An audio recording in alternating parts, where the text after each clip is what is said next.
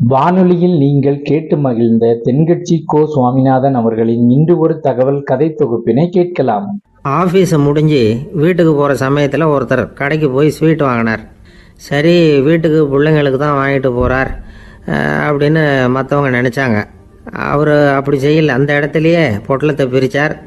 திருட மாதிரி அப்படியே சுற்றி ஒரு தரம் பார்த்துக்கிட்டார். யாரும் தெரிஞ்சவங்க இல்லைங்கிறத முடிவு பண்ணிவிட்டு அவசரமாக அதை அப்படியே போட்டு முழுங்கிவிட்டு கையை தொடச்சிக்கிட்டு நல்ல புள்ள மாதிரி நடந்து போக ஆரம்பிச்சிட்டார்.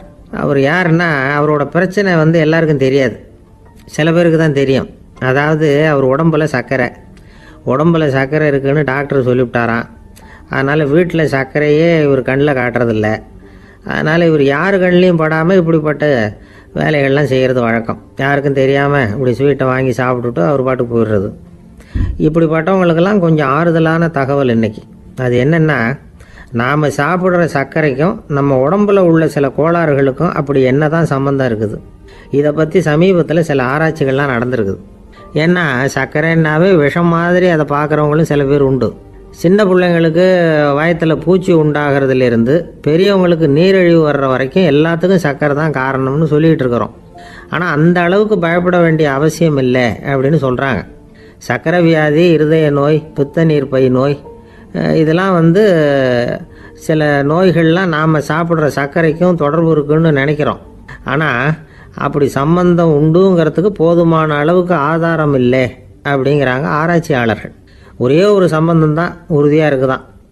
அதுவும் இந்த பல் சிதைவு அப்படின்னு இருக்கு இல்லையா, அந்த சர்க்கரை சாப்பிட்றதுக்கும் இந்த பல் சிதைவுக்கும் சம்பந்தம் இருக்குது அப்படிங்கிறத மட்டும் உறுதியாக சொல்கிறாங்க. சர்க்கரைன்னா நாம் சாப்பிட்ற ஜீனி மட்டும் இல்லை, பழம், காய்கறி, பால், தேன், இப்படி எல்லாத்துலேயும் அது இருக்குது. கேரட்டு கொடுக்குற சத்தில் 88% சர்க்கரை, ஆப்பிள் கொடுக்குற சக்தியில் 95% சர்க்கரை. இது ஜீனி சர்க்கரை, இது ஆப்பிள் சர்க்கரை அப்படிங்கிற வித்தியாசம்லாம் உடம்புக்கு கிடையாது. ரெண்டுமே உடனடியாக சக்தி கொடுக்குது. ஒரு ஸ்பூன் சர்க்கரையில் 16 கலோரி தான் சத்து இருக்குது. அதிகமாக சர்க்கரை சாப்பிட்டா நீரிழிவு வந்துருங்கிறது தப்பான ஒரு அபிப்பிராயம். டயபெட்டிஸுங்கிறது ஒரு மெட்டபாலிக் டிசார்டர், அவ்வளவுதான். அதாவது நாம் சாப்பிட்ற சர்க்கரையை நம்ம உடம்பு திறமையாக உபயோகப்படுத்திக்க முடியல அப்படின்னு அர்த்தம். அதனால தான் அதிகமாக இனிப்பு வேணாம்னு சொல்கிறோம். ஏற்கனவே உடம்பால் முடியாத ஒன்றை மறுபடியும் அது தலையில் சுமத்தி அதிகமாக வேலை வாங்க வேணாமே அப்படிங்கிறதுக்காக தான். ஆகாரத்தில் அதிகமாக சர்க்கரை இருந்தால் அதனால் உடனே சர்க்கரை வியாதி வந்துடும்ங்கிறதுக்கு விஞ்ஞான ரீதியாக போதுமான ஆதாரம் இல்லை. அதனால் எப்போவாவது அதிகமாக ஸ்வீட்டு சாப்பிட்டுட்டா, ஐயோ அதிகமாக சாப்பிட்டோமோ, என்ன பண்ண போதோ தெரியலையே அப்படின்னு நினச்சி மனசை போட்டு குழப்பிக்க வேண்டியதில்லை. பொதுவாக எதுவுமே அதிகமாக வேண்டாம், எல்லாம் சீராக இருந்தால் போதும். நீரிழிவுங்கிறது புதுசாக வந்துட்ட ஒரு நோய் இல்லை, ரொம்ப காலமாகவே இருக்கிற ஒன்று தான். நம்ம முன்னோர்கள் இதை மதுமேகம் அப்படின்னு சொல்லுவாங்க.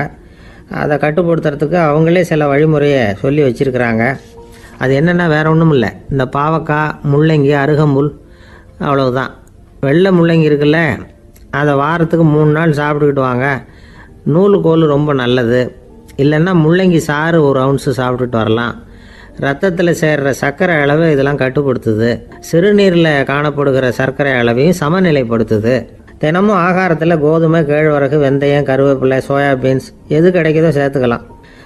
இப்படிலாம் செஞ்சுக்கிட்டு வந்தால் அப்புறம் வீட்டுக்கு தெரியாமல் கடையில் போய் நின்றுக்கிட்டு ஸ்வீட் வாங்கி திருட்டுத்தனமாக சாப்பிட வேண்டிய அவசியமே உங்களுக்கு வராது. 2 ஆசாமிகள் கடற்கரையில் உட்காந்து சாவகாசமாக பேசிக்கிட்டு இருந்தாங்களாம். ஒருத்தர் சொன்னார், இன்னொருத்தருக்கு தெரியாமல் ஸ்வீட்டு சாப்பிட்றதே எப்பவும் இடைஞ்சல் தான் சார். நேற்றுக்கு பாருங்கள், அப்படி தான் சாப்பிட்டுக்கிட்டு இருந்தேன், வீட்டுக்காரி கண்ணில் போட்டுவிட்டுது, அதுக்கப்புறம் ஒரே ரகலையாக போச்சு அப்படின்னாராம். எனக்கு கூட அப்படி தான் சார் ஆகிட்டுது, ஒரே ரகலை அப்படின்னாராம் இன்னொருத்தர். நீங்கள் சாப்பிட்டதும் உங்கள் வீட்டுக்காரங்க கண்ணில் போட்டுவிட்டுதா சார் அப்படின்னு கேட்டிருக்காரு இவர். அதுக்கு அவர் சொன்னாராம், அப்படி இல்லை சார், கடைக்காரர் கண்ணில் போட்டுவிட்டுதோ, நான் அவருக்கு தெரியாமல் அந்த ஸ்வீட்டை அவர் கடையிலேருந்து எடுத்திருந்தேன் அப்படின்னு விளக்கம் கொடுத்தாராம் இந்த ஆள். ஒருத்தர் முகத்தை தொங்க போட்டுக்கிட்டு ஒரு மாதிரியாக வந்தார். என்ன விஷயம்னு விசாரித்தேன். என்னுடைய நண்பன் ஒருத்தங்கிட்ட கருத்து வேறுபாடு, இனிமேல் நமக்குள்ளே எந்த சம்மந்தமும் வேணாம்னு நட்பை முறிச்சிட்டு வந்துட்டேன்னா. நண்பர்கள்னு இருந்தால் கருத்து வேறுபாடு வரத்தான் செய்யும்னு. கருத்து வேறுபாடு வராமல் இருக்கிறதுக்கு ஏதாவது வழி உண்டா அப்படின்னு கேட்டாங்க. அதை பற்றி நிபுணர்கள் சில யோசனைகளை சொல்லியிருக்கிறாங்கன்னு. முதல் விஷயம் என்னென்னா, உங்கள் நண்பனுக்கு ஒரு செய்தி சொல்லணும்னா அதை நீங்களே நேரடியாக சொல்லுங்கள், அல்லது உங்கள் கைப்பட கடிதம் எழுதுங்க. அதாவது நேரடி தொடர்பு முக்கியம். அதை விட்டுட்டு இன்னொருத்தர் மூலமாக நண்பர்களுக்கு செய்தி அனுப்புனா நீங்கள் சொல்கிற செய்தி அப்படியே போய் சேராது, அது சேதமாயிடும். கூட்டி குறைச்சி சொல்லிவிடுவாங்க, அது குழப்பத்தில் கொண்டாந்து விட்டுரும். இது ஒரு யோசனை. ரெண்டாவது யோசனை என்னென்னா, நீங்கள் ஒரு நல்ல காரியத்தை செய்யும் பொழுது உங்கள் நண்பரையும் சேர்த்துக்குங்க, அவருக்கும் அதில் ஒரு ஈடுபாட்டை உருவாக்குங்க. மூணாவது யோசனை, நம்ம பக்கத்தில் இருக்கிற நண்பர் மகிழ்ச்சி அடைகிற மாதிரி ஏதாவது செய்யணும். சின்ன சின்ன செயல்களாக இருந்தாலும் பரவாயில்ல, அவர் நமக்கு எதுவும் செய்யலையே, நாம் எதுக்கு செய்யணும் அப்படின்னு நினச்சிக்கிட்டு இருக்கக்கூடாது. நாலாவது யோசனை என்னென்னா, உங்களுக்கு ஒரு பிரச்சனையா அல்லது உங்கள் நண்பருக்கு ஒரு பிரச்சனையா, எதுவாக இருந்தாலும் 2 பேரும் சேர்ந்து உட்காந்து ஆலோசனை பண்ணுங்கள். நம்ம யோசனையும் கேட்கப்படுதே அப்படிங்கிற நினைப்பே அவருக்கு ஒரு மன நிறைவை உண்டாக்குமா. 5வது யோசனை, உங்கள் நண்பர் ஏதோ ஒரு காரியத்தை செய்கிறார், நீங்கள் உடனே அவசரப்பட்டு நீ செய்கிறது தப்புன்னு தீர்ப்பு சொல்லக்கூடாது. அவர் அதை செய்யறதுக்கான நியாயங்கள் எவ்வளோ இருக்கும், அதை புரிஞ்சுக்கிறதுக்கு முயற்சி பண்ணணும். 6வது யோசனை, உங்கள் நண்பர் என்ன சொன்னாலும் அதை பொறுமையாக கேளுங்க. அவர் சொல்கிறத புரிஞ்சுக்கணும், அவர் சொல்ல விரும்புகிறத புரிஞ்சுக்கணும், அவர் சொல்ல முடியாமல் தவிக்கிறதையும் புரிஞ்சுக்கணும். இப்படி 3 விதமாகவும் அவரை புரிஞ்சுக்கிட்டு அதுக்கு தகுந்த மாதிரி செயல்படணும். 7வது யோசனை என்னென்னா, உங்கள் நண்பர் உங்ககிட்ட ஏதோ ஒரு கருத்தை சொல்கிறார், அது உங்களுக்கு பிடிக்கல, அதுக்காக உடனே நீ சொல்கிறது சரியில்லை, நான் ஒத்துக்க மாட்டேன் அப்படின்லாம் மறுத்துக்கிட்டு இருக்கக்கூடாது. அவர் சொல்கிறத கேட்கணும், பொறுமையாக சிந்திக்கணும், அதுக்கப்புறம் பதில் சொல்லணும். இப்படிலாம் நடந்துக்கிட்டால் நண்பர்களுக்குள்ள கருத்து வேறுபாடு வர்றதுக்கு வாய்ப்பே இருக்காது அப்படின்னு வல்லுநர்கள் தொகுத்து சொல்லியிருக்கிறாங்க இந்த யோசனைகளை. எனக்கு தெரிஞ்ச சில நண்பர்கள் உண்டு, அவங்களுக்குள்ளேயும் கருத்து வேறுபாடுகள் வராமல் இருக்கிறதுக்கு சில நுட்பங்களை கையாளுறது உண்டு. ஒருத்தர் சொன்னார், அந்த டாக்டர் சின்ன வயசுலேருந்து என் கூட பழகினவர், நாங்கள் 2 பேரும் இணை பிரியாத நண்பர்கள், இருந்தாலும் எனக்கு உடம்பு சரியில்லைன்னா நான் அவர்கிட்ட வைத்தியம் பார்த்துக்க மாட்டேன் அப்படின்னார் ஒருத்தர். ஏன் அப்படின்னு கேட்டேன். எங்கள் நட்பு கெட்டுப்படக்கூடாது இல்லையா, அதனால தான் அப்படின்னார் இவர். ஒரு நண்பர் அவசரமாக என்கிட்ட ஓடி வந்தார். அப்புறம் சொன்னார், என்னால் நம்பவே முடியல சார், என் பையனா இப்படி அப்படின்னு சொல்லி ஆச்சரியப்பட்டார். உங்கள் பையன் அப்படி என்ன தான் செஞ்சுட்டான் அப்படின்னு கேட்டேன். என்னால் முடியாத ஒரு காரியத்தை அவன் செஞ்சுட்டான் சார் அப்படின்னார். அது என்னன்னு தான் சொல்லுங்களேன். என்ன 5வது வகுப்பில் அவன் ஒரே தடவையில் தேறிட்டான் சார், அதாவது ஒரே அட்டம்ப்டில் பாஸ் ஆகிருக்கான் அப்படின்னார் மூச்சு வாங்க. கஷ்டப்பட்டு பரீட்சை எழுதுனது அவன், இவருக்கு ஏன் மூச்சு வாங்குது? நம்மால் செய்ய முடியாத ஒரு காரியத்தை இன்னொருத்தர் செய்யும் பொழுது அது நமக்கு ஆச்சரியமாக இருக்குது. சர்க்கஸ் பார்க்குறோம், ஒருத்தர் அந்த இடத்துல தொங்குறார், அது நமக்கு ஆச்சரியம், ஏன்னா அது நம்மால் முடியாத காரியம். நம்மால் முடியாத ஒன்றை அடுத்தவர் எளிதாக செய்யும் பொழுது நாம் மருள்வது இயற்கை. இதை தான் தொல்காப்பியம் மருட்கை அப்படின்னு சொல்லுது. இந்த வியப்பு இருக்குதே, இது 4 வகையில் ஏற்படுறதாக தொல்காப்பியம் சொல்லுது. அது என்ன 4 வகை? முதல் வகை எப்படின்னா, புதுமையான அரிய செயல்களை செய்கிறது. 2வது வகை என்னென்னா பெரும் செயல்களை செய்கிறது. 3வது வகை என்னென்னா மிக நுட்பமான செயல்களை செய்கிறது. 4வது வகை என்னென்னா ஆக்கம் தரும் செயல்களை செய்கிறது. புதுமை, பெருமை, சிறுமை, ஆக்கமோடு மதினம் சாலா மருட்கை 4 அப்படிங்கிறது தொல்காப்பியம். இன்றைக்கி விஞ்ஞானம் புதுசு புதுசாக எதையோ கண்டுபிடிக்குது. ஆரம்பத்தில் அது ஆச்சரியமாக இருக்குது, அப்புறம் அது நமக்கு பழகி போடுது. வானொலி பெட்டி புதுசாக வந்தப்போ ஒரு பெட்டி பேசுதுங்கிறது எவ்வளோ பெரிய ஆச்சரியம். இப்போ யாரும் அதை ஆச்சரியமாக பார்க்குறதில்ல. மதினம் சாலா மருட்கை அப்படின்னு ஒரு சொற்றொடர் வருது பாருங்க, அதில் கருத்தாழம் உண்டு. எதை பற்றியும் போதுமான அளவு புரிந்து கொள்ளாத போது ஒருத்தர் ஆச்சரியப்படுறார். புரிந்து கொண்ட பிறகு ஆச்சரியம் மறைஞ்சு போடுது. மிக நுட்பமான செயல்களும் நம்ம ஆச்சரியப்பட வைக்கும். ஒரு அரிசியில் ஒரு திருக்குறள் எழுதி காட்டுறாங்க, ஒரு முட்டை ஓட்டுக்குள்ளே ஓவியம் தீட்டி காட்டுறாங்க. கருங்கல் சிற்பங்களில் எவ்வளவு நுட்பமான வேலைப்பாடுகளை எல்லாம் பார்த்து ஆச்சரியப்படுறோம். இது மாதிரி ஆக்கப்பூர்வமான அரிய செயல்களை செய்கிறது கூட வியப்பை உண்டு பண்ணும். குப்பை கூலங்களை கூட வாழ்க்கைக்கு பயன்படுகிற பொருளாக மாற்றுகிறவர்கள் இருக்காங்க, அவர்களுடைய செயல் வியப்பு அளிக்குது.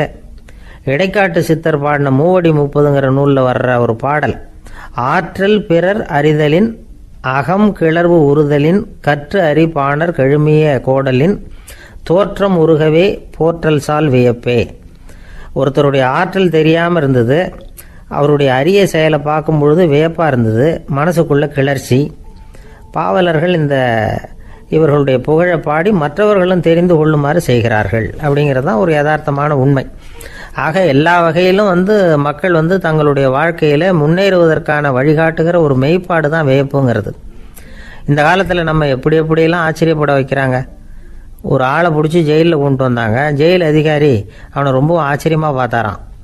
இவன் கேட்டான், ஏன் சார் அப்படி பார்க்குறீங்க, நான் இப்போ இங்கே வர்றது உங்களுக்கு ஆச்சரியமாக இருக்குதா அப்படின்னு கேட்டிருக்கான்.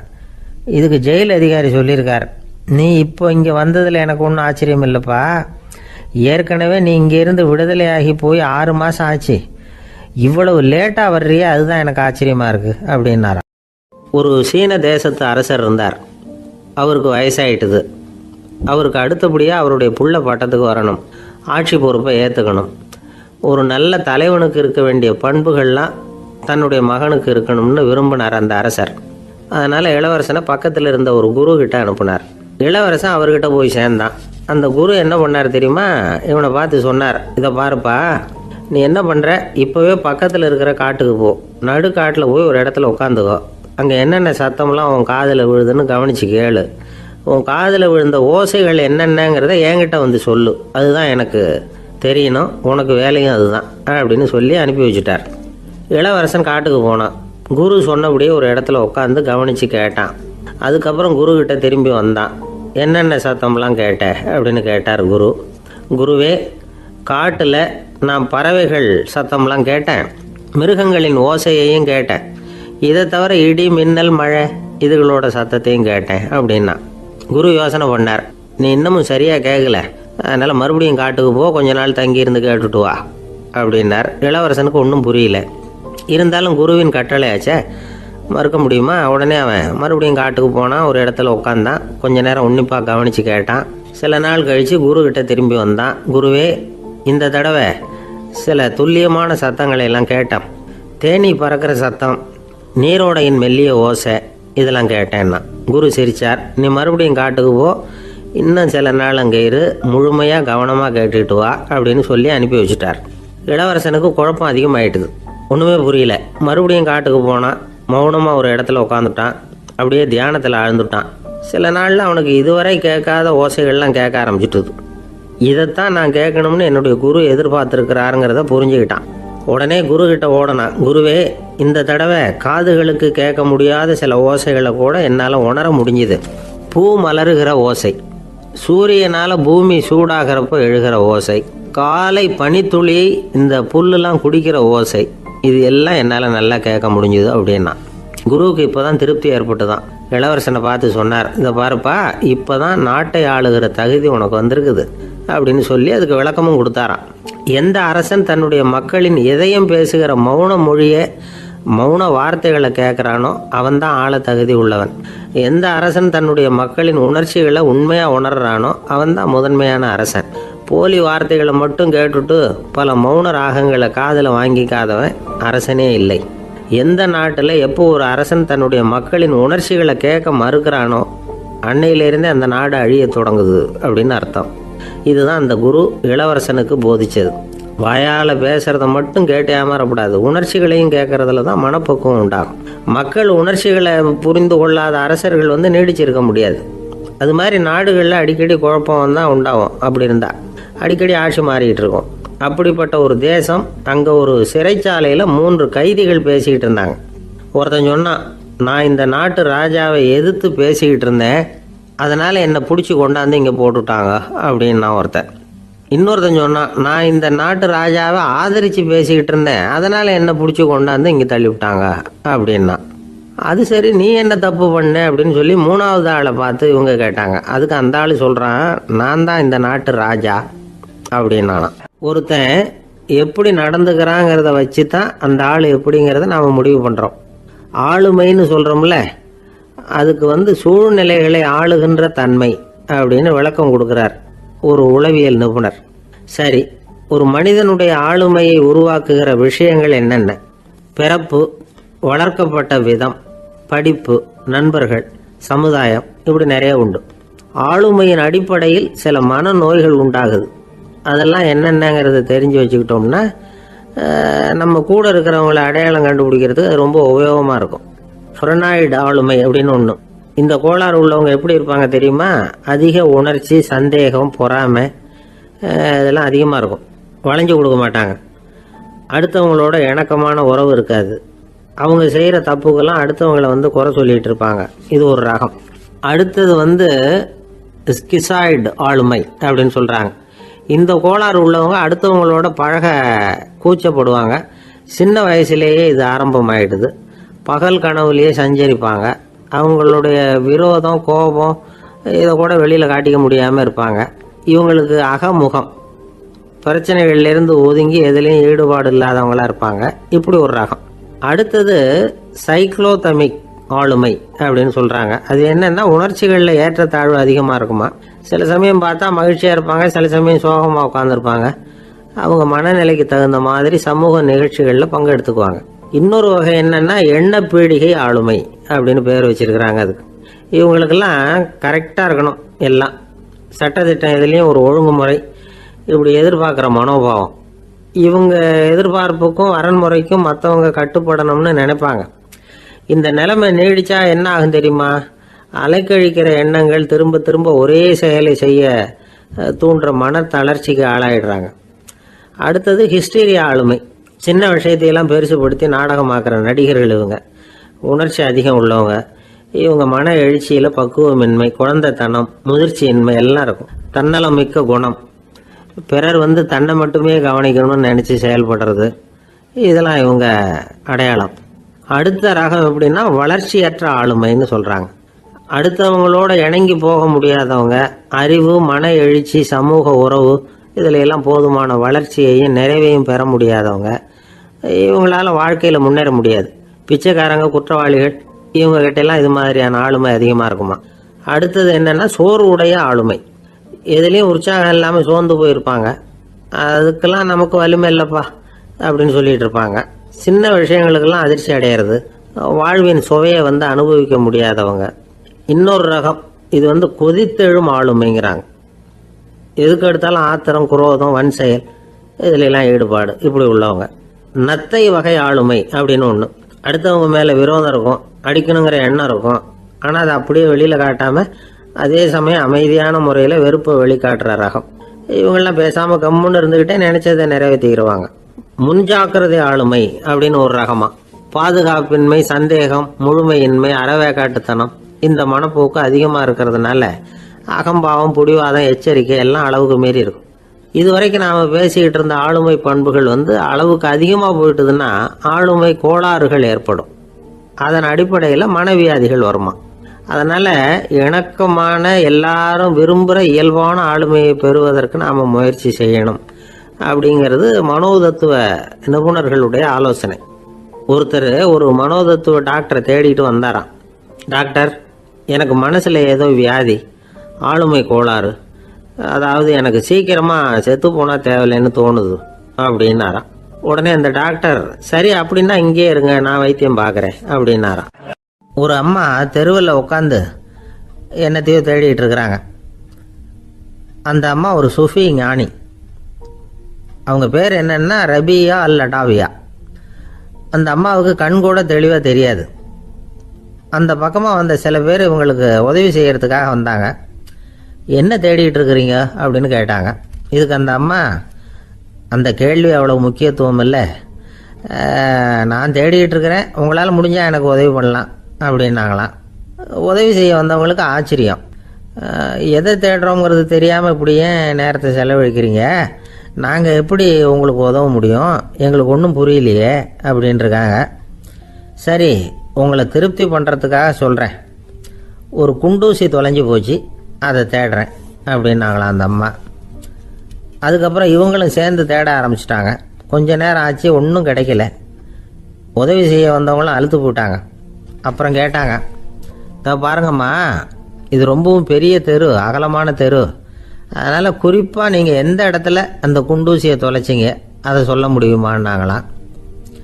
இதுக்கு அந்த அம்மா, நீங்கள் மறுபடியும் அர்த்தமில்லாத கேள்வியை கேட்குறீங்க, உங்கள் கேள்விக்கும் நான் தேடுறதுக்கும் என்ன சம்மந்தம்னாங்களாம். இதை கேட்டதும் அவங்க ஒரு மாதிரி ஆயிட்டாங்க. என்னம்மா நீங்கள் பைத்தியம் மாதிரி பேசுகிறீங்க அப்படின்னாங்களாம். சரி, உங்களை மறுபடியும் திருப்திப்படுத்துறதுக்காக சொல்கிறேன், அதை நான் வந்து எங்கள் வீட்டில் தொலைச்சுட்டேன் அப்படின்னாங்களாம். அப்புறம் எதுக்காக இங்கே வந்து தேடிட்டு இருக்கிறீங்க அப்படின்னு கேட்டிருக்காங்க. ஏன்னா இங்கே தான் வெளிச்சம் அதிகமாக இருக்குது, அங்கே வீட்டுக்குள்ளே இருட்டாக இருக்குது, அதனால் இங்கே வந்து தேடுறேன், வெளிச்சம் உள்ள இடத்துல தானே தேட முடியும் அப்படின்னாங்களாம் அந்த ஞானி. இந்த கதைக்கு என்ன அர்த்தங்கிறத பெரியவங்க சொல்கிறாங்க. அதாவது இந்த தேடுதல்ங்கிறது ஒரு வியாதி. அது வந்து நம்ம வந்து சதா அலைய வைக்கும், பைத்தியமாக மாற்றுறதுக்கு முயற்சி பண்ணோம். ஒரு காலம் வந்து அது நிறைவு அடையவே அடையாது. வாழ்வுங்கிறது ஒரு புரிந்து கொள்ள முடியாத சதா இயங்கி கொண்டிருக்கிற ஒரு செயல். அதுக்கு ஆரம்பமும் இல்லை, முடிவும் கிடையாது. எதையோ தேடணும் அப்படிங்கிற உந்துதல் நமக்குள்ளே இருக்கும், ஆனால் குறிப்பாக எதை தேடிட்டு இருக்கிறோம் அப்படிங்கிறது புரியாது. அப்படி ஏதாவது ஒன்றை தேடி அடைஞ்சிடுறோம்னு வச்சுக்கோங்க, உடனே ஒரு அதிருப்தி வந்துடும். அதனால் வாழ்க்கைங்கிறது சலிப்பு நிறைந்தது அப்படிங்கிற எண்ணத்தை உண்டாக்கிக்கிறோம். ஒன்று அடைஞ்சதுக்கு அப்புறம் இன்னொன்று தேட ஆரம்பிச்சிருவோம். ஆக இந்த தேடல்ங்கிறது நாம் ஒன்று அடைஞ்சாலும் அடையாவிட்டாலும் தொடர்ந்து நடந்துக்கிட்டு தான் இருக்கும். இதுக்கு முடிவே கிடையாது. இந்த உண்மையை நாம் நல்லா புரிஞ்சுக்கணும் அப்படிங்கிறது பெரியவங்களுடைய கருத்து. ஏழையும் தேடுறான், பணக்காரனும் தேடுறான், நோயாளியும் தேடுறான், நோய் இல்லாதவனும் தேடுறான், அதிகாரம் உள்ளவனும் தேடுறான், அதிகாரம் இல்லாதவனும் தேடுறான், முட்டாளும் தேடுறான், அறிவாளியும் தேடுறான். ஆனால் யாரும் இதை தான் தேடி சாதிக்க போகிறோம், இதுதான் முடிவு அப்படின்னு திட்டவட்டமாக சொன்னதில்லை.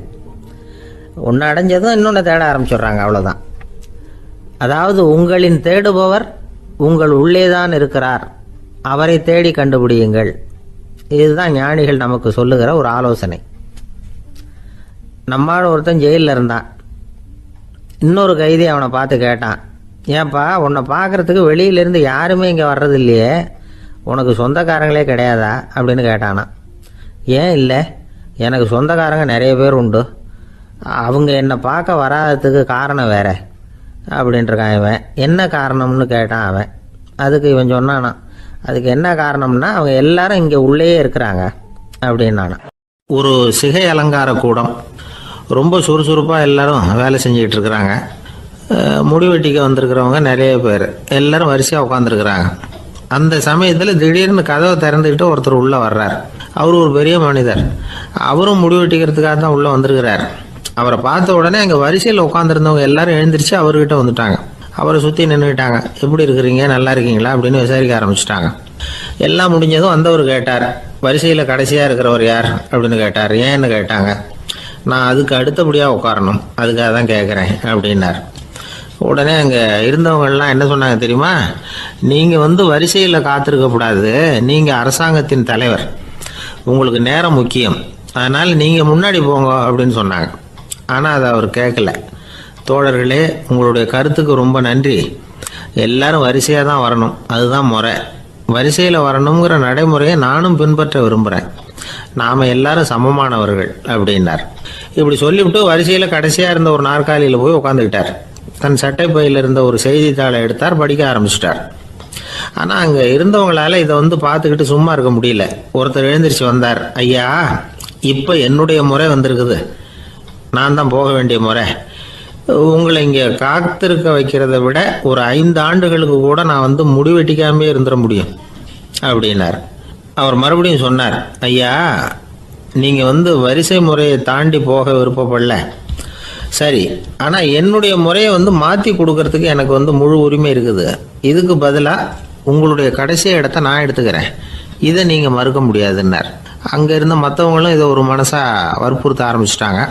அந்த பெரிய மனிதர் பார்த்தார், சரின்னு கடைசியாக ஒத்துக்கிட்டார். அவர் யார் தெரியுமா, அவர் தான் மாவீரர் லெனின். ரஷ்யாவில் கிரெம்ளின் சிகை அலங்கார கூடத்தில் தான் இது நடந்தது. எல்லாரும் இந்நாட்டு மன்னர்கள்னு வாயளவில் பேசுறதுல என்ன பிரயோஜனம், நாம் எல்லாரும் சமங்கிறத நடைமுறையில் கடைபிடிச்சி காட்டினவங்க கொஞ்சம் பேர் தான். அவங்களில் ஒருத்தர் தான் லெனின். வரிசையில் நின்று வர்றதுங்கிறது ஒரு சிறந்த பண்பு, உயர்ந்த பண்பு. இன்றைக்கி பல இடங்களில் அது நமக்கு தேவைப்படுது. ஒரு ரேஷன் கடைவாசல், கடை திறக்கிறதுக்கு முன்னாடியே எல்லாரும் வந்து வரிசையில் நின்றுட்டாங்க. கடைசியாக வந்த ஒருத்தர் கியூவில் முன்னாடி போகிறதுக்கு முயற்சி பண்ணுறார். ஏற்கனவே நின்றுட்டு இருக்கிறவங்க அவரை முன்னாடி போகிறதுக்கு விட மாட்டேங்கிறாங்க. கடைசியாக போய் நில்லையா அப்படின்னு எல்லாரும் கத்துறாங்க. அதை அவர் காதில் வாங்கலை. முண்டி அடிச்சுக்கிட்டு முன்னாடி போகிறதுக்கே முயற்சி பண்ணிகிட்டு இருக்கிறார். எல்லாரும் சேர்ந்து அவரை வலுக்கட்டாயமாக இழுத்து கொண்டாந்து பின்னாடி கொண்டு போய் நிறுத்திவிட்டாங்க. நிறுத்திவிட்டு சொன்னாங்க, இதை பாருப்பா, நாங்கள் இருக்கிற வரைக்கும் நீங்கள் முன்னாடி போய் எதையும் வாங்க முடியாது, தெரிஞ்சுக்கோ அப்படின்னாங்க. இப்போ அந்த ஆள் சொன்னாராம், நான் இங்கே பின்னாடி நிற்கிற வரைக்கும் நீங்களும் எதுவும் வாங்க முடியாது அப்படின்னாராம். ஏன்னு கேட்டிருக்கிறாங்க. நான் தான் அந்த கடையை திறக்க வேண்டிய ஆள் அப்படின்னா. ஒரு மனுஷனுக்கு 3 விதத்தில் கர்வம் உண்டாகிறதுக்கு வாய்ப்பு உண்டு. பணம், பதவி, புகழ். பணம் அதிகமாக வந்தால் கர்வம் வரலாம், பதவி பெருசாக வந்துட்டுதுன்னா கர்வம் வரலாம், புகழ் அதிகமாக போனாலும் கர்வம் வரலாம். இந்த 3 வகையான கர்வத்துக்கும் இடம் கொடுக்காமல் இருக்கிறாங்க பாருங்கள், அவங்க தான் சிறந்த மனிதர்கள். ஒரு பெரிய பொறுப்பில் இருக்கிறவங்களுக்கு கர்வம் வந்துடக்கூடாது. அப்படி வந்துட்டுதுன்னா அது எல்லாருக்கும் இடைஞ்சல். ஒரு ராஜா இருந்தார். அவர் ஒரு நாள் தன்னுடைய தலைநகரத்தை சுற்றி வந்துக்கிட்டு இருந்தார். ஒரு இடத்துல ஒரு அழகான நிலத்தை பார்த்தார். ஆஹா, இந்த இடத்துல நமக்குன்னு ஒரு மாளிகையை கட்டினா எவ்வளோ நல்லா இருக்கும் அப்படின்னு நினச்சார். ராஜா நினச்சா அது முடியாத காரியமா? சரி, இந்த நிலம் யாருக்கு சொந்தம்னு விசாரிங்க அப்படின்னார் பக்கத்தில் இருந்தவங்கக்கிட்ட. அவங்கெல்லாம் ஓடி போய் விசாரித்தாங்க. அந்த இடம் ஒரு வயசான கிழவிக்கு சொந்தம், வயசான அம்மாவுக்கு சொந்தமாக. அந்த அம்மா தான் அதில் ஒரு குடிசையை போட்டு குடியிருந்துகிட்டு இருக்கிறாங்க. சரி, அந்த நிலத்துக்கு ஒரு விலையை நிர்ணயம் பண்ணி அதை அந்த வயசான அம்மாக்கிட்ட கொடுத்துருங்கோ அப்படின்னு உத்தரவு போட்டார் ராஜா. ஆனால் அந்த அம்மா, இது எங்கள் பூர்வீக இடம், இதை விற்க மாட்டேன் அப்படின்னு சொல்லிவிட்டுது. சரி, 2 பங்கு விலை கொடுக்குறோம்னு சொல்லி பாருங்க அப்படின்னாங்க. அப்படியே சொன்னாங்க அரண்மனை ஆட்கள். அதுக்கும் சம்மதிக்கலை அந்த அம்மா. இதை கேள்விப்பட்டதும் ராஜாவுக்கு கோபம் வந்துட்டுது. தன்னுடைய ஆளுங்களை கூப்பிட்டார். போய் அந்த குடிசையை பிரித்து எறிங்க, காசெல்லாம் ஒன்றும் கொடுக்காதீங்க அப்படின்னு கத்தினார். அவ்வளோதான். அடுத்த நிமிஷம் அரண்மனை ஆசாமிகள் போனாங்க, குடிசையை பிரித்து எறிஞ்சாங்க. அந்த வயசான அம்மா இருக்கு, அதுவும் அந்த இடத்த விட்டு துரத்தி விட்டாங்க. அந்த இடத்துல ஒரு அரச மாளிகையை கட்டி முடிச்சிட்டாங்க. அந்த வயசான அம்மா பாவம், ராஜாவே இப்படி பண்ணால் யாருக்கிட்ட போய் முறையிட முடியும்? ஒரு ஞானி இருந்தார், அவர்கிட்ட போய் சொன்னாங்க. அவர் இவங்க சொன்னதை கேட்டு மனசில் வச்சுக்கிட்டார். ஒரு நாள் அந்த ராஜாவே இந்த ஞானியை கூப்பிட்டார். புதுசாக ஒரு மாளிகை கட்டியிருக்கிறேன், வந்து பாருங்கன்னு. சரின்னு சொல்லி இந்த பெரியவர் ஒரு நாள் இந்த மாளிகைக்கு போனார். சும்மா போகல, ஒரு கழுதையையும் ஓட்டிக்கிட்டு போனார். கொஞ்சம் சாக்குகள், வெத்து சாக்கு, அதையும் எடுத்து கழுதை முதுகில் போட்டு கழுதையை ஓட்டிக்கிட்டு போகிறார். ராஜா பார்த்தார். அவருக்கு இது ஆச்சரியமாக இருந்தது. என்ன இது, மாளிகைக்கு வந்துட்டு போங்கன்னு கூப்பிட்டா கழுதை, சாக்கு இதெல்லாம் கொண்டு வராரு, ஒன்றும் புரியலையேன்னு நினச்சார். எதுக்காக இதெல்லாம்னு கேட்டார். அரசருடைய தோட்டத்திலேருந்து கொஞ்சம் மண் எடுத்துகிட்டு போகிறதுக்கு ஆசைப்பட்றேன், அதுக்கு நீங்கள் அனுமதி கொடுக்கணும் அப்படின்னாரு இவர். இது என்ன வேடிக்கையான கோரிக்கையாக இருக்குது அப்படின்னு நினச்சார் ராஜா. இருந்தாலும் மண் தானே கேட்குறாரு, எடுத்துகிட்டு போகட்டுமே அப்படின்னு நினச்சார். சரின்னு அனுமதி கொடுத்தார். அந்த பெரியவர் தோட்டத்துக்கு போனார், மண்ணை வெட்டினார், சாக்கில் போட்டு நிரப்புனார். ராஜாவை கொஞ்சம் கிட்ட வாங்கன்னு கூப்பிட்டார். இந்த மண் மூட்டையை தூக்கி கழுதையோட முதுகில் வைக்கணும், கொஞ்சம் உதவி பண்ணுங்கன்னார். ஓ, பண்ணுறேனே அப்படின்னு சொல்லி ராஜா கிட்ட போனார். மூட்டையை தூக்கி பார்க்குறாரு, முடியல, திணறி போயிட்டார். இப்போ அந்த ஞானி பேசினாராம். அரசே, இந்த ஒரு சாக்கு மண்ணையே உங்களால் தூக்க முடியல, அந்த கிழவிகிட்ட இருந்து அந்த அக்கிரமமாக அபகரித்த இந்த தோட்டம் பூராவையும் சுமக்கணும்னு ஆசைப்படுறீங்களே, அது உங்களால் முடியுமா அப்படின்னு கேட்டாராம். ராஜா யோசனை பண்ண ஆரம்பித்தார். தன்னுடைய செயலுக்காக வருத்தப்பட்டாராம். அந்த வயசான அம்மாவை உடனடியாக வரவழைச்சார். தாயே, தப்பு பண்ணிட்டேன், என்னை மன்னிச்சுக்குங்க, இன்னையிலேருந்து இந்த மாளிகையும் தோட்டமும் உங்களுக்கு தான் சொந்தம் அப்படின்னு சொல்லிவிட்டாராம். போகிறப்ப இந்த உலகத்திலேருந்து எண்ணத்தை எடுத்துகிட்டு போக போகிறோம், அதனால் ரொம்பவும் அலட்டிக்க வேண்டியதில்லை, கர்வப்பட வேண்டியதில்லை அப்படிங்கிறது ஒரு பெரிய உபதேசம். ஒரு பெரிய மனுஷன் சாக கிடந்தார், ரொம்பவும் அழுதார். ஏன் அழறீங்க அப்படின்னு கேட்டாங்க சுற்றி இருந்தவங்க. நான் சாகிறதுக்காக கவலைப்படலை, நான் நம்ம ஜனங்களுக்காக எவ்வளவோ காரியம்லாம் செஞ்சுக்கிட்டு வந்தேன். நான் செஞ்சுக்கிட்டு வந்த சேவையை இனிமேல் யார் செய்ய போகிறாங்க, அது யாரால் முடியும், அதை நினச்சி தான் அழறேன் அப்படின்னாராம். ஒருத்தர் முன்னாடி வந்தார். அதுக்காக நீங்கள் கவலைப்படாதீங்க, உங்கள் சேவையை தொடர்ந்து செய்கிறதுக்கு என்ன மாதிரி இளைஞர் பட்டாலும் தயாராக இருக்குது, இருந்தாலும் எங்கள் கவலை என்னென்னா அப்படின்னு இழுத்தார். என்ன சொல்லுங்கன்னு கேட்டார் அவர். நீங்கள் இது வரைக்கும் என்ன சேவை செஞ்சுக்கிட்டு வந்தீங்க, அதுதான் எங்களுக்கு இன்னமும் புரியாத புதிராக இருக்குது அப்படின்னாராம் அவர். ஒருத்தர் ஒரு தவறு செஞ்சு விடுறாருன்னு வச்சுக்கோங்க, உடனே நீ செஞ்சது தவறு அப்படின்னு சொல்கிறது ஒரு வகை. அதுக்கு பதிலாக எது சரின்னு அவர் புரிந்து கொள்ள உதவி செய்கிறது இன்னொரு வகை. இந்த ரெண்டாவது வகை இருக்குது பாருங்கள், நிர்வாக இயலில் இது ரொம்ப முக்கியம். அலுவலகத்தில் வேலை பார்க்குற ஒருத்தர் முக்கியமாக தெரிஞ்சுக்க வேண்டியது என்ன தெரியுமா? சக ஊழியர்கள்கிட்ட எப்படி பழகணும், மேலதிகாரிகள்கிட்ட எப்படி பழகணும், தனக்கு கீழே வேலை செய்கிறவங்க கிட்ட எப்படி பழகணும், வாடிக்கையாளர்கள்கிட்ட எப்படி பழகணும், இவங்க எல்லார்கிட்டையும் செம்மையான உறவை ஏற்படுத்திக்கிறது எப்படி, இதையெல்லாம் சொல்லிக் கொடுக்குற பாடம் தான் இன்டர் பர்சனல் ஸ்கில், திறமையான உறவு அப்படிங்கிறது. எந்த வேலையில் இருந்தாலும் சரி, இந்த உறவுகளை வளர்க்கும் திறன் உள்ளவங்க சீக்கிரம் முன்னுக்கு வந்துடுறாங்க. மற்றவங்க கிட்ட உறவை பலப்படுத்திக்கிறது எப்படி அப்படின்னு தெரிஞ்சுக்கிட்டோம்னா எந்த ஒரு தடையையும் சுலபமாக தாண்டி செய்கிற தொழிலில் முன்னுக்கு வந்துடலாம். ஹார்வர்டு பல்கலைக்கழகத்தில் ஒரு கணக்கெடுப்பு பண்ணி பார்த்தாங்களாம். பார்க்குற வேலையில் எது மாதிரி குணாதிசயம் உள்ளவங்க வேகமாக முன்னுக்கு வர்றாங்க அப்படின்னு தெரிஞ்சுக்கிறதுக்காக இந்த கணக்கெடுப்பு. வெவ்வேறு துறையில் வேகமாக முன்னுக்கு வந்திருக்கிற பல பேரை சந்தித்து இந்த சர்வேயை நடத்தியிருக்கிறாங்க. அவங்க கண்டுபிடிச்சி சொல்லியிருக்கிற உண்மை என்ன தெரியுமா? ஒருத்தர் ஒரு வேலையில் இருந்தால் அது சம்பந்தப்பட்ட சப்ஜெக்ட் பற்றிய அறிவு 35% இருந்தால் போதுமா. ஆனால் உறவுகளை வளர்க்கக்கூடிய திறன், இன்டர் பர்சனல் ஸ்கில்லு 65% வேணும். இப்படி உள்ளவங்க சீக்கிரம் முன்னுக்கு வந்துவிடுறாங்களாம். அதனால் ஒருத்தருக்கு வேலை சரியாக புரியலைன்னா கூட விவரமாக மற்றவங்க கிட்ட பழகிறது எப்படின்னு புரிஞ்சால் போதும், அவர் முன்னுக்கு வந்துடலாம். அலுவலகங்களில் மட்டும் இல்லை, எல்லா இடங்கள்லையும் இது ரொம்ப முக்கியம். வீட்டுக்குள்ளேயும் இது ரொம்ப முக்கியம், வீட்டுக்கு வெளியேயும் இது முக்கியம். அடுத்தவங்க கிட்ட பழகிறது எப்படிங்கிறத தெரிஞ்சிக்காதவன் வாழ்க்கையில் முன்னேற முடியாது. இன்றைக்கி ஆயுதங்களால் காயப்படுத்தி கொள்ளுகிறவர்களை விட வார்த்தைகளால் காயப்படுத்தி கொள்ளுகிறவர்கள் தான் அதிகம். பெரியவங்க என்ன சொல்கிறாங்க தெரியுமா? நீங்கள் இந்த பூமியில் பிறந்ததன் அர்த்தம் பூர்த்தி ஆகணும்னா அடுத்தவங்களுக்கு உதவி பண்ணுங்க. அடுத்தவங்களுக்கு உதவி செய்ய முடியாவிட்டால் கூட பரவாயில்லை, ஆனால் யாரையும் புண்படுத்தி விடாதீங்க அப்படின்னு சொல்கிறாங்க. எனக்கு தெரிஞ்ச ஒருத்தர் ஒரு அலுவலகத்தில் வேலை பார்க்குறார். அவர் சொல்லுவார், எனக்கு இந்த இன்டர் பர்சனல் ஸ்கில் ரொம்ப அதிகம் சார். சக ஊழியர்கள்கிட்ட ரொம்ப சுமூகமாக நடந்துக்குவேன். என் கூட வேலை பார்க்குற ஒருத்தருக்கு ஏதாவது ஒரு கஷ்டம்னா அந்த சமயத்தில் அவர் செய்ய வேண்டிய வேலையை நான் செஞ்சிருவேன் சார் அப்படிம்பார். நான் அவர்கிட்ட சமீபத்தில் அப்படி ஏதாவது செஞ்சுருக்கீங்களா அப்படின்னு கேட்டேன். செஞ்சுருக்கேன் சார். போன வாரம் புதன்கிழமை ஆஃபீஸில் என் பக்கத்து சீட்டுக்காரருக்கு வயிற்று வலி. உடனே நான்